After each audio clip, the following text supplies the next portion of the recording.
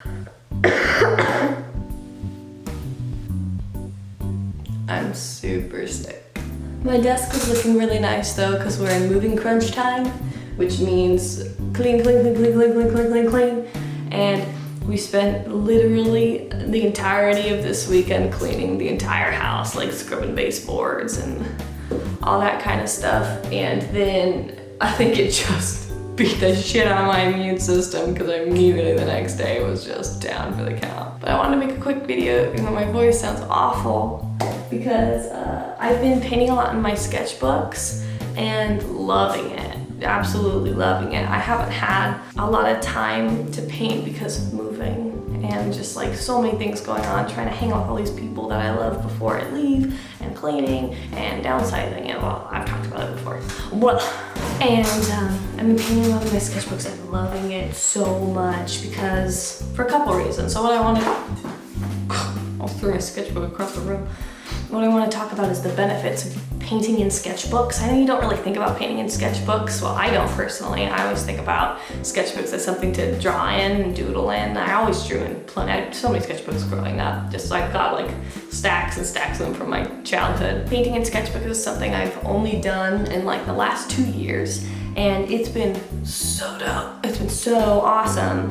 And there's a couple reasons for that. One, obviously they're portable, because it's a bunch of little pieces of paper all in one. So portability isn't like super useful if you're using acrylics in your sketchbook, which I've been doing, but I have done the whole having a little set of watercolors and putting them in your bag, putting your sketchbook in your bag, taking it along with you wherever you go. When I travel, like when I've gone to Europe and Maine and things like that, I'll take my sketchbook and then little watercolors, and it's so easy. It's like carrying nothing. I don't have my phone on me. Oh my God, I'm so brain dead. I wrote a bunch of notes on what to talk about on my phone, and my phone's not here, and I'm too tired to get up. The other benefit of painting in a sketchbook is that it's cheap compared to like getting canvases or pre-made boards or things like that. Oh, this is the sketchbook that I use. I use that.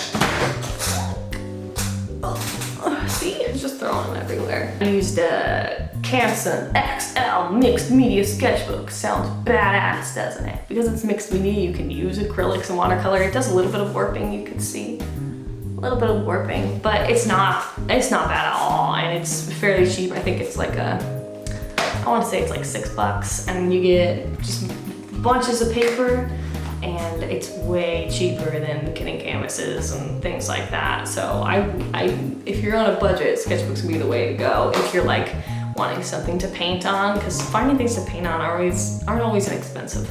Another benefit is that it catalogs your progress.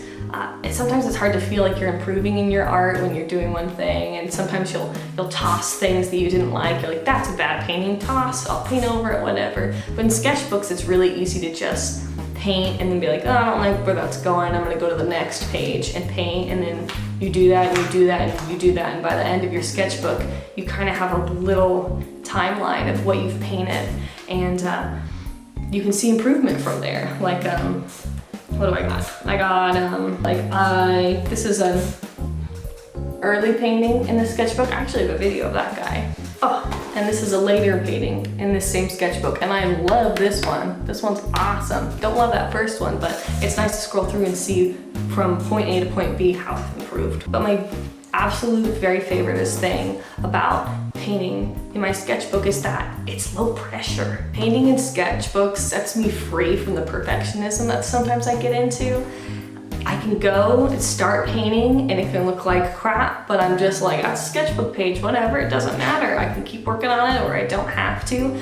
It's not like when I'm working on a canvas or a board or something and I'm trying to make it a finished piece and I'm like, ugh, stressing about every little stroke, the color didn't turn out right. Perfectionism it's a double-edged sword, because you want to have some perfection because you want to improve yourself. If you've too much perfectionism, it doesn't allow you to try new things or grow. It sets you in this little box, and you always stay in your little box because you're like, this is what I know how to do, so I'm just going to do it this way.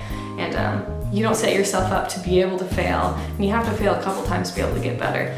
So when you paint in sketchbooks, you're setting yourself free from the idea of having to make everything perfect. And some people, I know this is a struggle for some people are scared to start drawing their sketchbooks because they don't want it, they want it to be a perfect book of things for them to look through. That's not what sketchbooks are for. If you're using your sketchbook as something to put masterpiece in after masterpiece after masterpiece, you're gonna set yourself up to be frustrated while you're working in sketchbooks and only allow yourself to do specific things, and you'll never fill up your sketchbook because you're just gonna only want perfect things in there, and that's not what they're meant for. They're meant to be messy. They're meant to be gross. My sketchbook's here.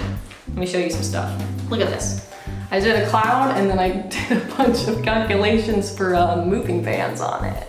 And it kind of looks cool. I honestly kind of like how it looks. Like I didn't like the painting and then I scribbled on it and I'm like, it's supposed to be messy. That's what they're for. I have this painting, very quick. It's got really messy edges. It took me like maybe 10 minutes and I just scribbled it out. This one, it's got an imperfect sky.